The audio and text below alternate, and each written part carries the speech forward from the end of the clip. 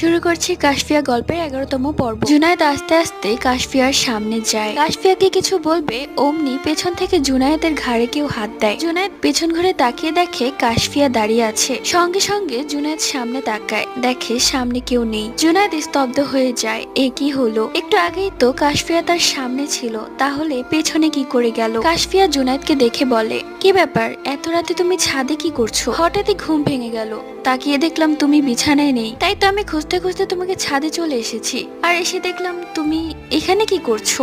জুনায়েদ কিছু বলে না, চুপ করে আছে। জুনায়েদ ভেবে পাচ্ছে না কি বলবে। কিছুক্ষণ চুপ থেকে জুনায়েদ বলে, কিছু না, আমি এমনি বাতাস খেতে এসেছিলাম, চলো ঘরে চলো। এরপর কাশফিয়াকে নিয়ে জুনায়েদ ঘরে চলে যায়। এইরকম কিছু কিছু ঘটনা জুনায়েদের সাথে ঘটতে থাকে, যেটা জুনায়েদের বাস্তব মনে হয়, কিন্তু সেটা বাস্তবে কাল্পনিক হয়ে যায়। আরেকদিন জুনায়েদ বাইরে থেকে বাসায় এসে দেখে কাশফিয়া কোথাও নেই। সারা ঘর